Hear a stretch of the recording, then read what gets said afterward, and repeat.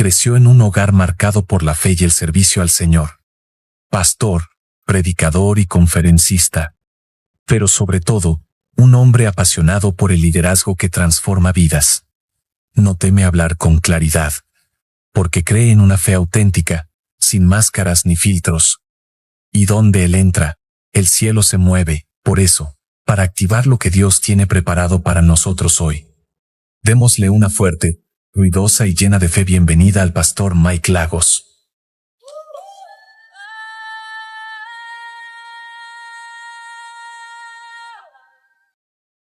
Amén. ¿Cuántos exaltan el nombre de Cristo Jesús? Cuando la iglesia se une en adoración, en oración y en clamor al nombre de Cristo, cosas sobrenaturales pueden ocurrir. Porque es el nombre que está sentado por encima de todos los nombres. Porque solamente Él fue inmolado y por su sangre nos ha redimido. De todo linaje, de toda lengua, de toda nación, nos ha hecho herederos y coherederos juntamente con Él. ¿Cuántos le pueden dar un fuerte aplauso a Cristo Jesús, Rey del universo? Rey del universo. Me encanta cuando Pilato, esta no es la predicación, pero solo es un pensamiento que el Espíritu Santo pone en mi mente. Cuando Pilato manda a grabar el letrero de Jesús, cuando Él muere en la cruz, dice que lo manda a grabar en 3 idiomas, Uno era el idioma local, otro era el idioma de toda la región y otro era el idioma mundial. Como en este tiempo el idioma mundial es el inglés. Así que podríamos pensar que el nombre de Cristo fue puesto en esa cruz en 3 idiomas. En latín, fue puesto en hebreo y fue puesto en griego, que era el idioma mundial. El monte de la calavera donde murió Cristo era un lugar alto, elevado. Toda persona que pasase frente a Jerusalén, frente a esa ciudad y viera a lo lejos la cruz de Cristo, toda persona, escuche esto hermano, toda persona que pasase por ahí iba a saber que Jesús era Rey de los judíos, como decía el letrero. Porque Pilato, él mató o mandó a matar a Jesús bajo esta idea: Él es Rey de los judíos. Tanto los judíos se enojaron que le dijeron: quita esa inscripción, que no diga Rey de los judíos, que diga Él dice que fue Rey de los judíos. Pero Pilato dijo: no, lo que está escrito, escrito está. Así que Jesús fue puesto en esa cruz y su nombre fue escrito en 3 idiomas, no solamente para que constatara que Él era Rey de los judíos, sino que Él era Rey de los romanos y era Rey del universo, Rey de reyes y Señor de señores. ¿Alguien dice amén a esto? Puede decir conmigo: Cristo. Diga conmigo fuerte: Cristo, Rey de reyes y Señor de señores. Amén. Ahora voltea al que está a su lado y hágale esta pregunta: ¿Él es tu Señor? Porque puede ser tu Salvador, pero Él es tu Señor. Amén. Iglesia, qué alegría para mí estar con ustedes estos 3 días. Lo hemos disfrutado demasiado. Con los jóvenes siendo también ministrados en los tiempos de adoración. Quiero dar muchas gracias a toda la familia pastoral. Gracias familia por abrazarnos de esta manera tan hermosa. Gracias mi queridísimo amigo, tu mísero siervo aquí está predicándote. Gracias apóstol, gracias pastora por todas las atenciones que nos dieron. Gracias porque vengo con mi familia. Mi esposa está ahí en la parte de atrás. Yo voy a pedir que te levantes, mi amor, solo para que la iglesia pueda conocerte. Bueno, creo que le está alimentando a la pequeña. Ella está ahí con Miquel. Somos una familia de nómadas, errantes. Vamos predicando a donde quiera que Dios nos lleva. Y nuestra oración siempre ha sido la misma. No nos lleves donde queremos ir. Llévanos donde está tu corazón. Y el corazón de Jesús nos trajo a Tlaxcala este fin de semana. Porque el corazón de Jesús está entre ustedes. ¿Alguien dice amén a esto? Quiero llevarlos a la palabra. Vayan conmigo a la carta que escribe el apóstol Pablo a los Efesios, capítulo 1. Efesios, capítulo 1. Voy a hacer una lectura un poco larga, pero solamente es a modo de comprensión. Pero me voy a basar específicamente en un versículo. Y yo he titulado este mensaje el Kratos de Cristo. ¿Puede decirlo conmigo? El Kratos de Cristo. Yo sé que suena raro el título, pero usted lo va a comprender cuando desarrollemos este mensaje. Efesios capítulo 1, voy a leer a partir del versículo 15. Voy a leer en la NBLA. Usted puede leer en la versión que tenga o la versión que tengamos en media. Todos estamos aquí. Dice así la palabra del Señor. Efesios capítulo 1, versículo 15. Por esta razón, también yo, habiendo oído de la fe en el Señor Jesús que hay entre ustedes y de su amor por todos los santos, no ceso de dar gracias por ustedes, mencionándolos en mis oraciones. Pido que el Dios de nuestro Señor Jesucristo, el Padre de gloria, les dé espíritu, diga conmigo, de sabiduría y de revelación en un mejor conocimiento de Él. Ahora aquí es donde quiero que preste mucha atención. Versículo 18. Mi oración, ¿cuál era la oración del apóstol Pablo para los Efesios?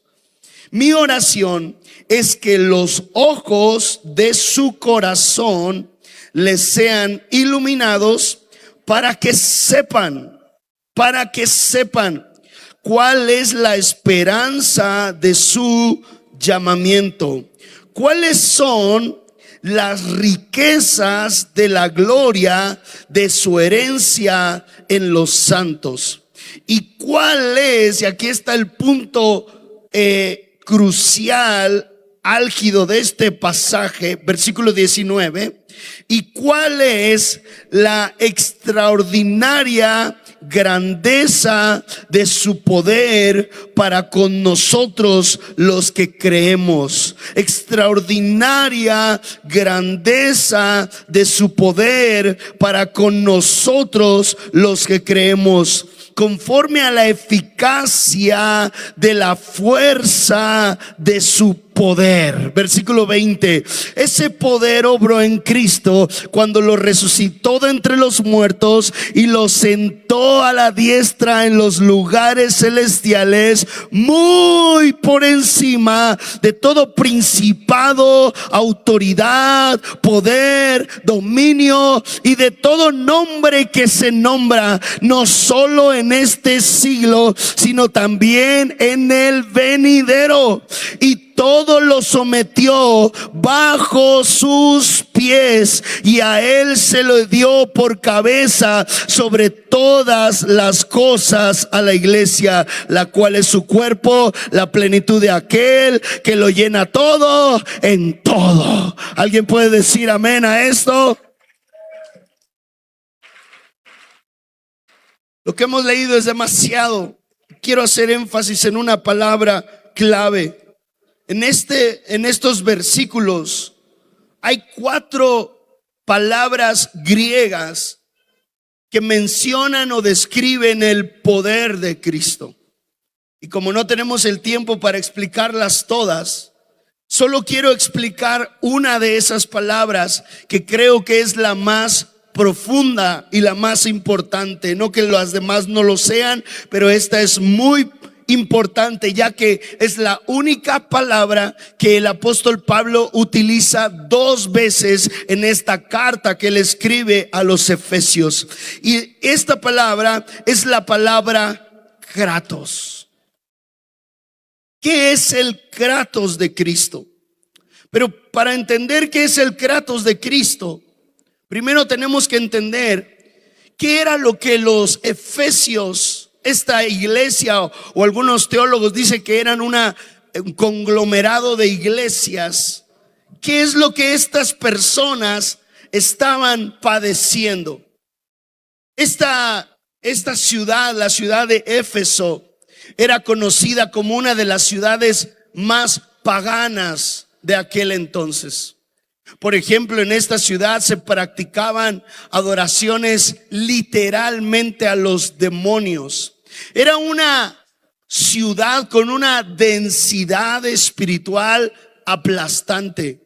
Se habían levantado templos a deidades demoníacas, y varias de estas deidades exigían diferentes tipos de sacrificios para que fuesen alabados o exaltados o adorados. Así que los efesios, la gente que vivía en esta ciudad, eran personas que tenían una opresión espiritual muy fuerte. Eran personas que caminaban atemorizadas. Escuche esto porque es algo muy importante. Caminaban atemorizadas de faltarle al respeto a ciertas deidades. Digamos que la religión en Éfeso no era una cuestión simplemente de opción o voluntariedad, sino que muchas personas eran presionadas a venir a los templos a adorar a estas deidades diabólicas y ofrecer distintos tipos de sacrificios a estas deidades. Así que la gente en Éfeso vivía oprimida. La gente en Éfeso vivía subyugada. La gente en Éfeso vivía encadenada a tradiciones, a maldiciones, a toda clase de peso espiritual. Y en medio de esta ciudad, el Señor escoge levantar a una iglesia que es la luz y es la sal, y puede ser la visión de Jesús en medio de la oscuridad. Iglesia El Río Internacional,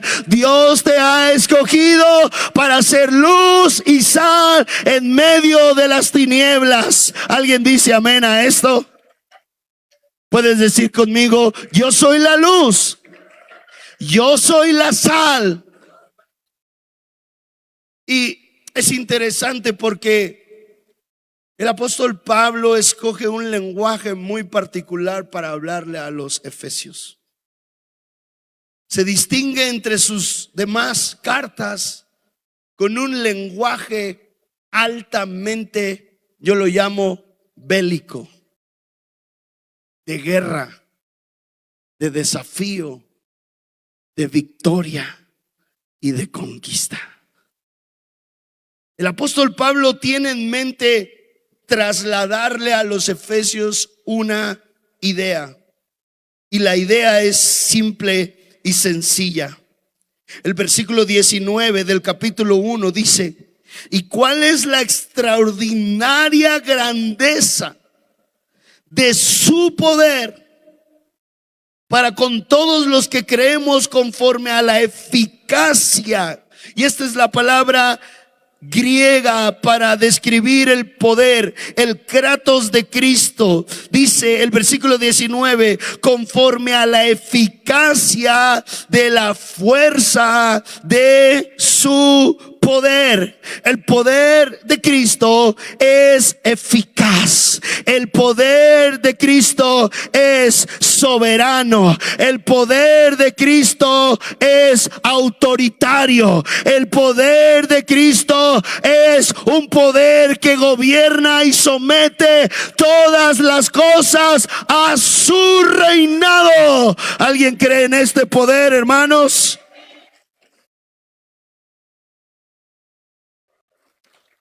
Vamos a explicar el Kratos, pero antes de explicar este poder que es de Cristo, emana de Cristo, y Cristo lo comparte con nosotros, primero hablemos de lo que no es el Kratos, de lo que no es el poder sobrenatural y eficaz de Cristo. Hablemos de lo que no es la supereminente grandeza de su poder. Quiero mencionarte solamente 3 cosas que no son el poder de Cristo, pero que muchas veces en nuestras mentes roban la eficacia del poder de Cristo. Número 1, tu fuerza de voluntad. Hay muchas personas que confían tanto en la fuerza de voluntad, en el yo puedo. Y créame que soy una persona optimista. Créame que soy una persona que se esfuerza y se disciplina. Creo en la disciplina humana. Creo en el esfuerzo humano. Y creo que el hombre tiene la capacidad de salir adelante. Pero déjeme decirle algo, hermano. Aún con toda la fuerza de voluntad que usted y yo podamos tener, aún con toda la energía que usted pueda introducir en sus métodos, en sus planes, en sus negocios, hermano, aún con todo y eso, la fuerza de voluntad está sujeta al fallo humano.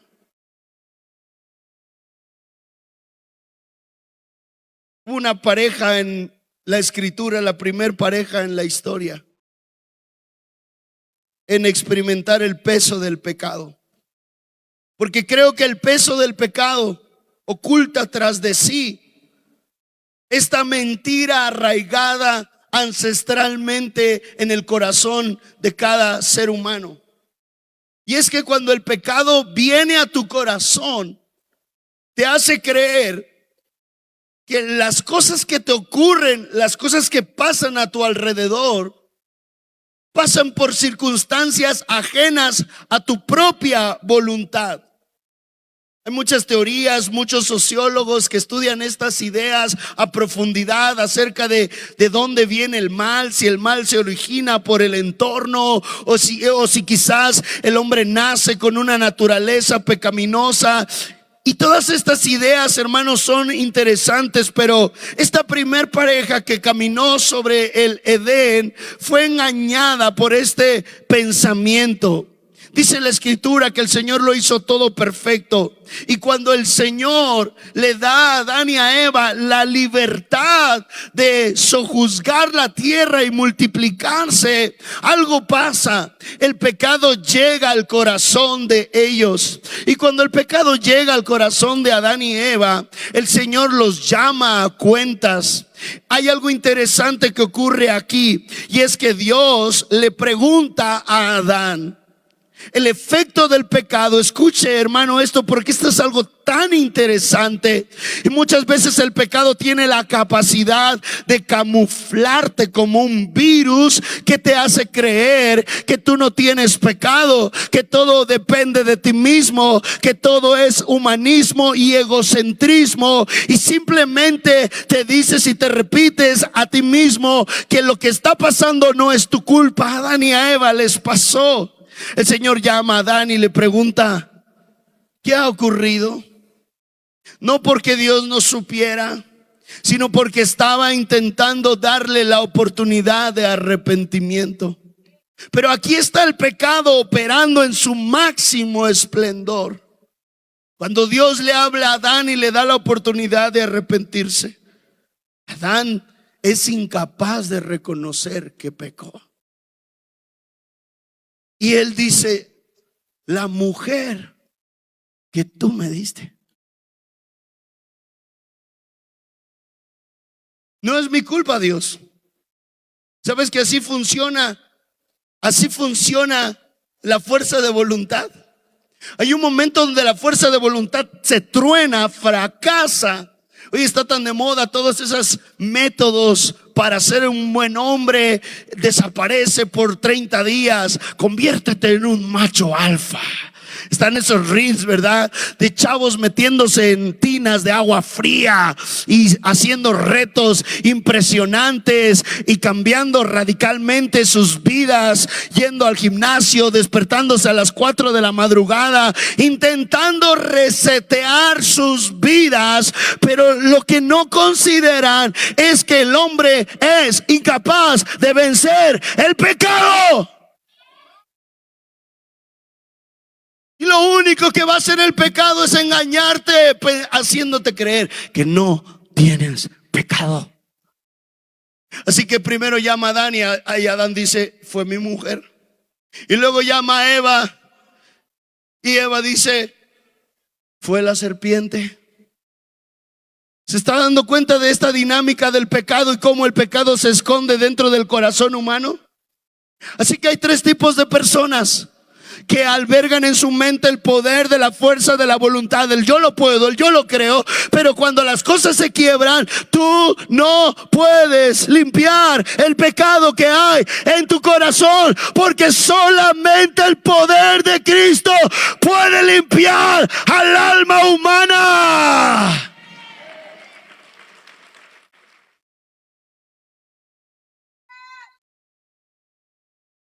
Tres tipos de personas. Número 1, las que culpan a los demás. Yo no fui, fueron mis padres. No es mi culpa, es la culpa de mi jefe. Número 2, las que culpan al diablo. El diablo está en todas partes. El diablo está en todos los rincones y fue el diablo. Y el tercer tipo de personas son los que más me generan tristeza. Son los que culpan a Dios. Adán le dice, la mujer que tú me diste. Tú. Yo estaba tan tranquilo en el huerto. Tú me dormiste. Tú me abriste el costado. Tú me sacaste la costilla. Y creaste a una mujer tan bella que el primer instante me enamoré. Tú eres el culpable. ¿Se da cuenta cómo funciona el pecado? Hermanos, ¿se da cuenta cómo funciona, cómo se esconde dentro del alma humana? La fuerza de voluntad tiene fecha de caducidad, pero el Kratos de Cristo es eterno. ¿Alguien dice amén a esto?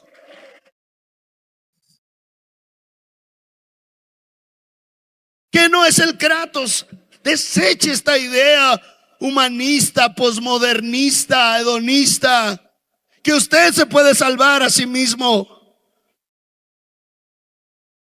Solo Cristo salva. Solo Cristo salva. ¿Qué no es el Kratos? Número 2, esa falsa motivación instantánea. Esa falsa motivación de el lunes empiezo. ¿Alguien ha dicho esto? El lunes. Comenzamos la dieta el lunes. Comienzo el ejercicio el lunes. Comienzo a ahorrar el lunes. Una falsa, efímera motivación instantánea. Esta falsa motivación le hace creer al ser humano que tiene el control de su vida, que tiene el poder de tomar todas esas decisiones. Pero es una motivación falsa, es una motivación efímera. Hoy estamos tan sujetos a lo que las redes sociales y el algoritmo nos arroje. Es impresionante porque hay muchas personas que su estado de ánimo, escuche esto porque es algo muy fuerte, su estado de ánimo depende de su algoritmo de Instagram. Su estado de ánimo depende de su algoritmo en TikTok.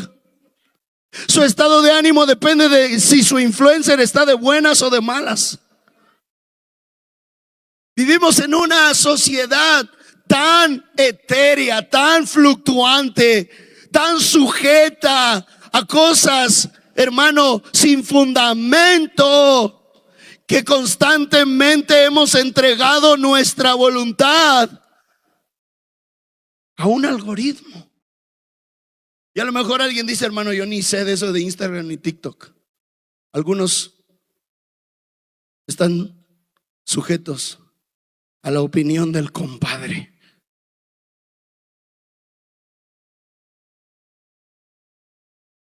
Es que el compadre me dijo eso, y será que sí. Todos vivimos bajo un kratos.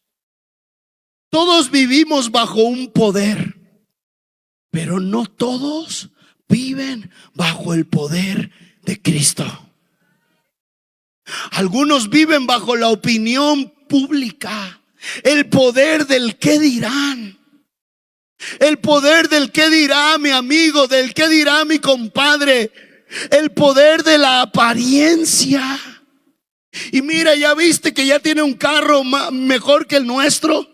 Ya viste que su casa ya la amplió más que la nuestra. Ya viste que sus hijos ya van a otro colegio diferente. Y nada de esto es malo. Lo malo es cuando los cristianos, en vez de vivir bajo el poder de Cristo, viven bajo la presión social y lo efímero de las contradicciones humanas.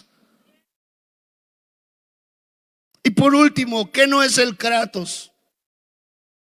El ego espiritual. El poder del ego espiritual. Querer el poder para presumir el poder. Querer la unción para presumir de unción. Querer los dones para presumir de dones.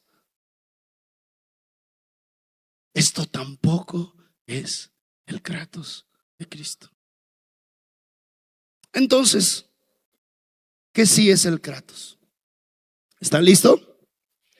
Voy a pedir a mi hermano del piano que me acompañe, porque este mensaje es corto, pero este mensaje tiene un ingrediente que va a activar a aquel que desee a vivir en el poder de Cristo. ¿Alguien dice amén a esto? ¿Qué sí es el kratos? El versículo 19 de Efesios dice: ¿y cuál es la extraordinaria grandeza de su poder para con los que creemos, conforme a la eficacia de la fuerza de su poder?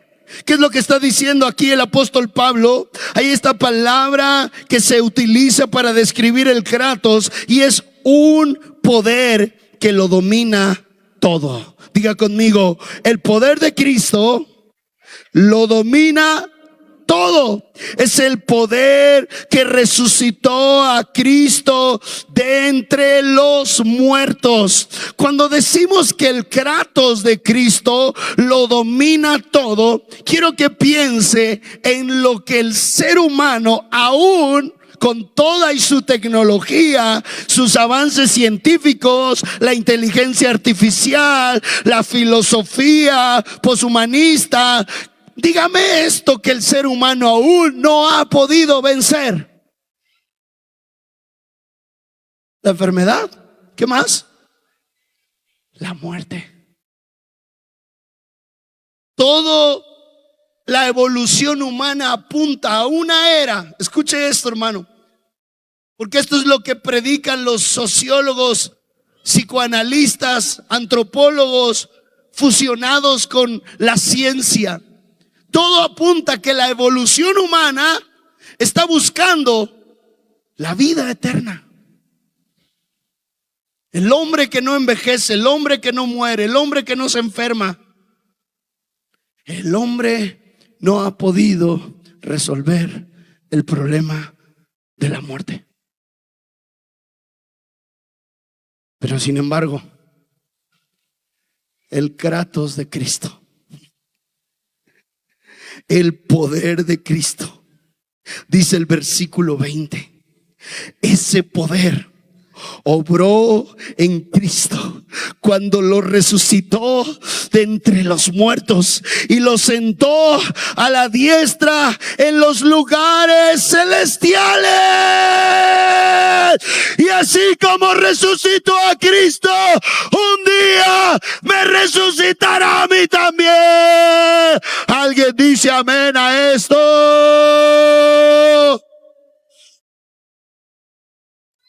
El Kratos de Cristo lo domina todo. No hay nada que pueda oponerse al Kratos de Cristo, a la supereminente fuerza de su poder. No hay adicción. Alguien diga amén a esto. No hay depresión. Alguien diga amén a esto. No hay pecado. No hay miedo que tenga más poder que el Kratos de Cristo.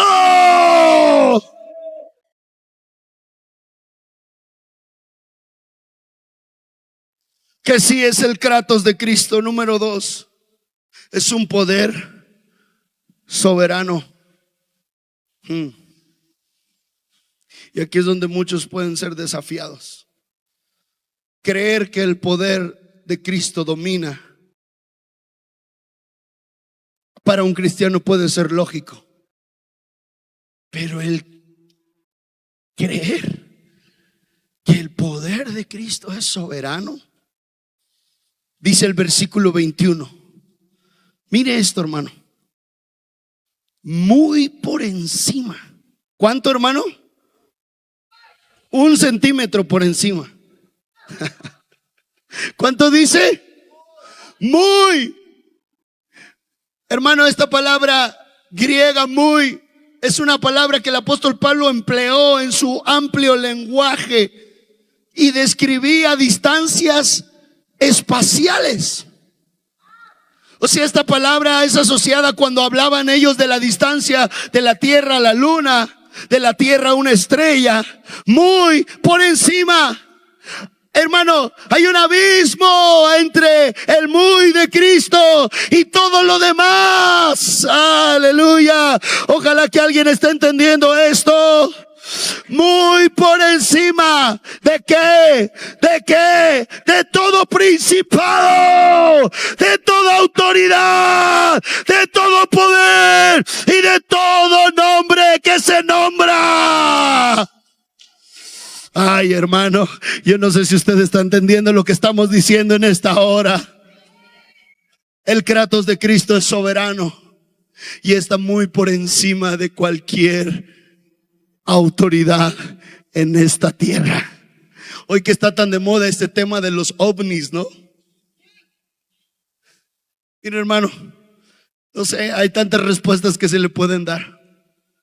Pero si aún, no digo que sea, pero si aún en su infinita soberanía y omnisciencia Él haya decidido crear vida en otros mundos, no lo sé, no digo que así sea, solamente estoy hablando de forma hipotética. Si aún otras civilizaciones creadas en otros mundos o en otros planetas o en otras galaxias que nunca hemos visto, si aún en su soberanía Él haya creado otras razas con una inteligencia y una ciencia elevado, aún Él sigue siendo más grande que toda creación.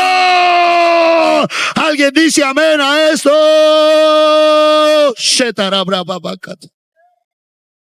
No hay nada que esté por encima de su poder, nada. Su poder es soberano, está por encima. Tú que dejaste que la ansiedad sea tu Señor, tú que dejaste que tu pasado sea tu Señor, tú que dejaste que tu imagen sea tu Señor, hoy el Kratos de Cristo te dice: yo estoy por encima de todas esas cosas. Yo estoy por encima de todas las ideologías. Estoy por encima de todos los gobiernos. Estoy por encima de todas las ideas postmodernas. Yo tengo el poder. ¿Alguien puede decir amén a esto? Pase todo el equipo de adoración. ¿Estás listo para terminar, hermano? Que sí es el Kratos de Cristo. Vaya conmigo a Efesios capítulo 6. Efesios capítulo 6. Que sí es el Kratos de Cristo. Es un poder que Él lo comparte. No, hermano, yo pensé que usted se iba a gozar en esto. El Kratos de Cristo, Él lo comparte. ¿Sabe con quién lo comparte?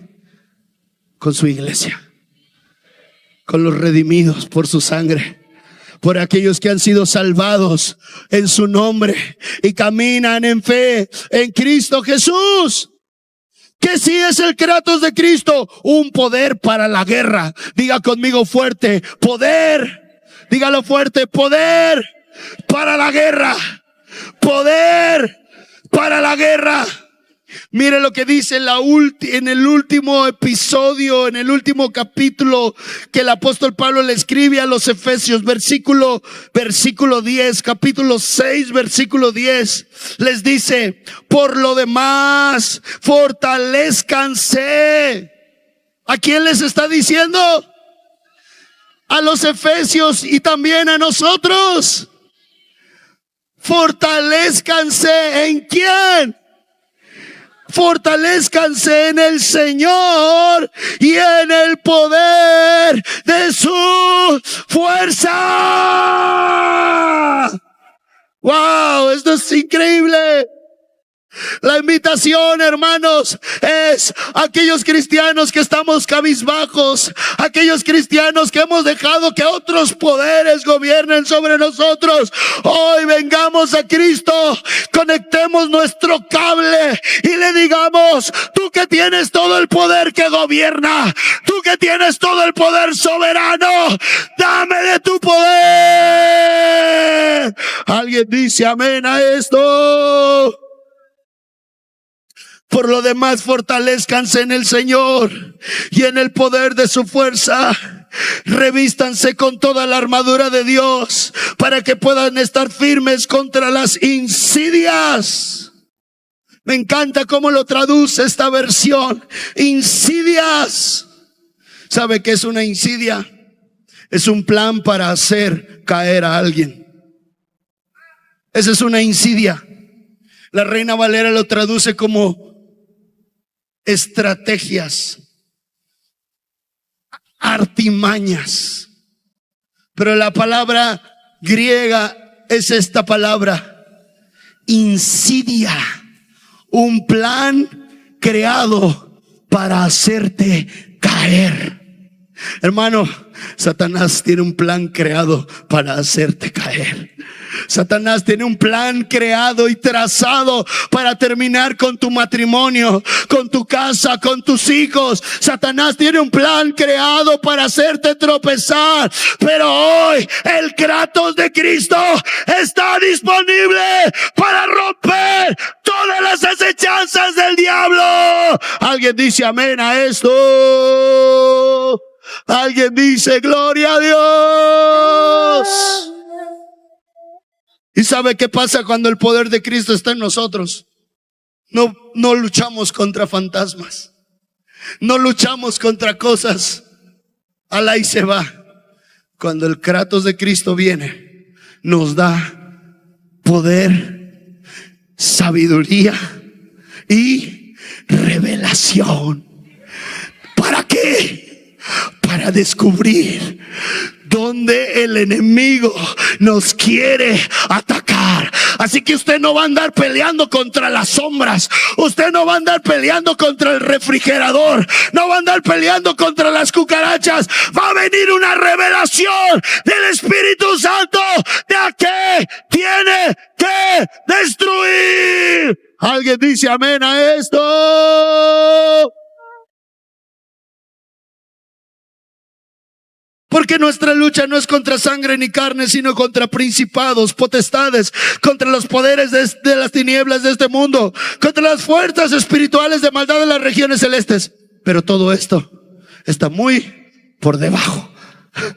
Diga conmigo, muy por debajo. Diga conmigo, muy por debajo del Kratos de Cristo. Alguien dice amén. Ahora póngase de pie, iglesia. Vuelva conmigo a Efesios capítulo 1. Efesios capítulo 1. El apóstol Pablo termina diciendo, versículo 20, ese poder que obró en Cristo cuando lo resucitó de entre los muertos y lo sentó a su diestra en lugares celestiales, muy por encima, diga conmigo, muy por encima de todo principado, poder, autoridad y dominio, y de todo nombre que se nombra, no solo en este siglo, sino en el venidero. Aún el anticristo, con todos sus engaños, va a estar muy por debajo del poder del Cordero y el León. ¿Alguien dice amén a esto? Y todo, diga conmigo todo, diga conmigo fuerte, todo lo sometió bajo sus pies.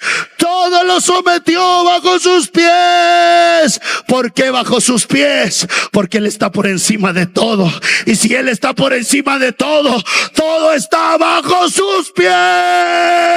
Alguien dice amén. Y todo lo sometió bajo sus pies, y a Él lo dio por cabeza sobre todas las cosas a la iglesia. Cristo es nuestra cabeza, y si Él es nuestra cabeza, todo está bajo mis pies. ¿Alguien dice amén a esto? ¿Alguien dice amén a esto? ¿Alguien dice amén a esto? Si alguien quiere el Kratos de Cristo, venga al altar unos minutos, porque ese Kratos se va a derramar. Si alguien necesita la supereminente potencia de su poder, tomemos unos minutos como iglesia y pidamos: tu poder venga a mí. Tu poder venga a mí.